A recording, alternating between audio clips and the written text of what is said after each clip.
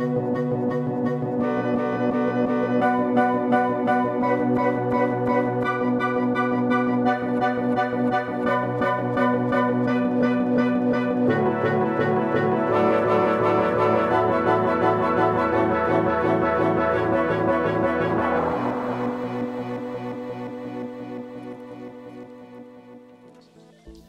London Streets Traffic Control Centre, the LSTCC, is the nerve centre of London's road network. It quite literally keeps the city moving day and night. So in much the same way as a railway signalling centre keeps trains moving on the railways, the control centre here keeps traffic moving on a day-by-day, hour-by-hour and even minute-by-minute basis.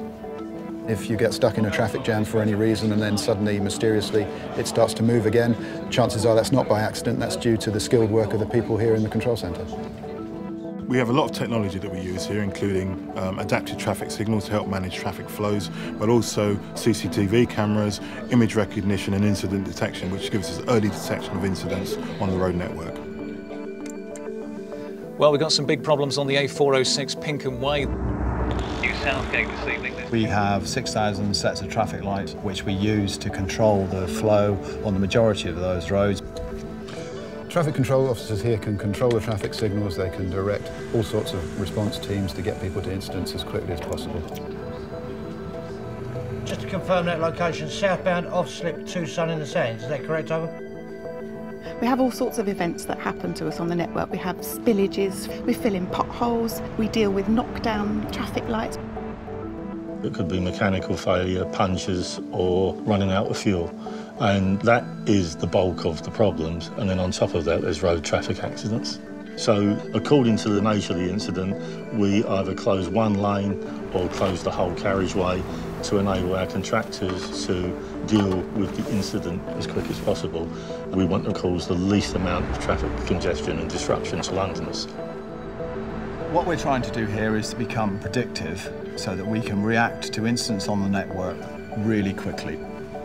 We've got about 140 variable message signs that are owned by Transport for London. So if there's a problem in London, we can put a message on a sign on the M25 to help people avoid that problem. These operations are around the clock, 24/7, 365 days a year, including Christmas Day. London's busiest roads, the red routes, or the Transport for London road network, are divided into 23 individual routes or corridors, each one managed by a corridor manager. Corridor manager is basically charged with maintaining or improving journey time reliability on the corridors, and that involves numerous different methods of control, but the ones that we primarily deal with are UTC controlled signals, that's urban traffic control. Basically the live traffic system where we can monitor lots of junctions all across London and we can control the timings of those signals from our desk. Let's say, for example, you've got a 3-lane carriageway reduced to 2 lanes. We can actually manipulate the timings to mitigate against the impact of that incident. Signal time reviews is looking at the green time that each arm of a junction receives, making sure that we don't give too much green time one particular movement so we don't flood the downstream network. Each engineer has assigned a corridor, and one of the things they have to do is effectively walk the network, looking at the different issues they may have. So it may be parking issues, loading issues, whether we can make some physical changes on the network that would improve journey time reliability. I think that's what drives a lot of people, that you can actually tangibly see the difference and the benefit that you make. The London Traffic Control Centre would manage the daily operation when a major event happens. However, if a certain scenario happens and they don't have contingency plans available, we would be readily available to generate those plans at that time. Planning and managing major events on the road network is what we do here in London Streets. We look at all types of events, from demonstrations or marches and rallies through to sporting events like the London Marathon or the Bupa 10K. We're involved in the active management of traffic around all those events and liaise with all the other stakeholder groups like the police, the event organisers, London Ambulance, to make sure that it's a holistic event when it comes off. In the planning stage, we'll consider a number of things like road closures, proactive deployment of police officers to complement what we're doing with the traffic signals, and also to try and mitigate the impacts of works taking place at the same time as the event. We plate over a trench and you can use it during the day and then come back and work on it at night, so we disrupt the network less. Our approach to management of major events is simple, really, to try and facilitate the event, but also to get the right balance to minimise the impact of the event on congestion on the road network. A very impressive victory in the Continental Cup a few weeks ago. She really is here to make a statement, and she's come here as the #1 in this discipline, and she's in the top half a dozen in the world. She knows that she's going to have to run much more like a sprinter and not like a 400 runner, and she could take a medal here. Williams had the lead as they head around towards the home straight. How much has he left in reserve for the second half of the race? This is like a bit of a resurgence for the athlete who reached the Olympic final 6 years ago. We pride ourselves on running the road network as efficiently and professionally as we can every day of the week, but the Olympics is a totally unique challenge. This is multiple events over a wide geographical area over a very long period of time. Usually we do 1 or 2 days. This time we've got about a 100-day protracted period where we're going to have a lot more activity on the network. For us, the lead-up is starting from the Diamond Jubilee, then we run into the Olympic Torch Relay, then we've got like the actual Olympic Games, and then between the Olympics and the Paralympics, we've still got Notting Hill Carnival and our normal annual events taking place. It's the equivalent of something like over 20 World Championships taking place all at the same time in one city. It's going to be pretty crazy. Not much sleep. Success for me means no athlete or official late for their event, people are able to get to where they want to be, and that we don't unnecessarily disrupt the rest of London in achieving that. The Olympic Route Network and the Paralympic Route Network is a designation of certain routes that will give the Olympic family the ability to move around the city, and they will have priority on that route. The Olympic Route Network is the road itself, and it's open to all traffic. The Games lane is one lane on that road which is dedicated to Games family vehicles. We basically have 4 types of routes. The core network, which is the length of road where most of the Games family traffic will travel. We've then got a venue network. Those routes only operate on the days when the venues are in operation. If anything happens on the ORN or the venue ORN, we've then got an alternative ORN, which is our contingency route. On several days of the Games, we've got things like the marathon, the triathlon, the cycle road race, the cycle time trial. On those days, the ORN can't be used in certain locations, and we reroute onto the alternate network. And then the 4th one is the training venue routes, and these are the routes that take the athletes out to the training venues and back again. We're going to work very closely with the Olympic family to make sure that we know where key vehicles are, and also that we understand what the journey and schedule times that they're operating to. Games family vehicles will have tracking devices and the monitoring data will be fed straight into the control centre, so we will be able to see instantaneously if there's any problem or any kind of delay. We're putting in junction alterations. We're closing down some signal junctions so that you effectively sail straight through the junction, and we're putting in quite a lot of parking restrictions to make sure that there's no obstruction on the Games lanes in particular.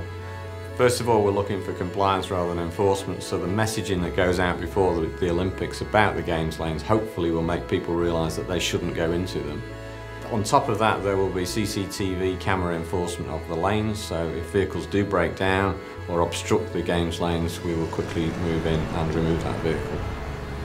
There's about 80 kilometres of temporary road markings that we have to put in, 4,000 temporary signs, about 17 kilometres of barriers.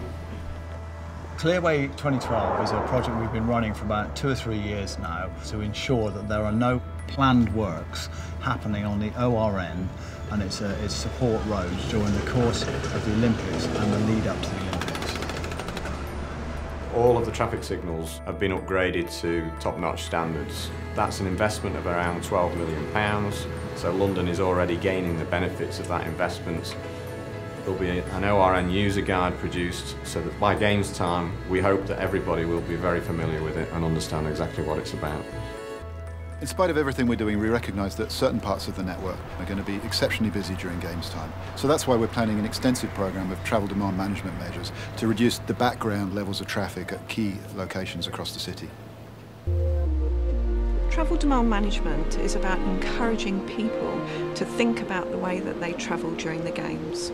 Encouraging people to reduce their need to travel, perhaps use a different route or go to a different location, travel at less busy times of the day or taking another mode of transport. It's important that we get those messages out there, and we're going to do that by giving information to satellite navigation providers, radio broadcasts, putting it on online journey planners to help people if they're planning journeys. Freight is a particular concern for us. With all of the extra loading and parking restrictions that we're going to have on the Olympic routes, around the venues and in central London, it's vital that we get clear messages to local businesses, to freight operators and to their suppliers that they're going to need to plan in advance and do things differently during games time. We've developed a self-help toolkit so businesses can develop their own games time action plan. They may need to allow for higher than usual stock levels, to plan for more overnight deliveries or other ways of working to ensure that they can continue to operate and that they themselves can benefit from having the games here in London. We're working with 50 business intermediaries, which covers about 200,000 organisations across London. The general background demand reduction target for the TDM programme is 30%, so this should have a significant effect on the operation of both public transport and highways networks. The Olympic and Paralympic Games are quite simply the greatest show on earth. Everybody is really enthusiastic about it. There are even people who've put off their retirement to make sure they're here for it.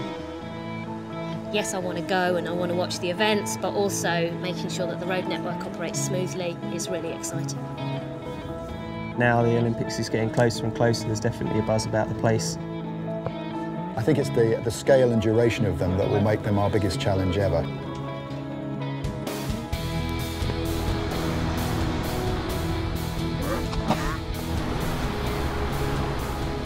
The Olympics will be a huge challenge for us, but it's just a slightly bigger challenge than we've already got. We do this every single day, so we know exactly what we're doing. We've done a lot of work during the bid. We've seen it all the way through to conclusion. So being there at the end of it, of what will be a successful Games, is really exciting to all of us. Success for us is that the front page of the newspaper is about sport and not transport.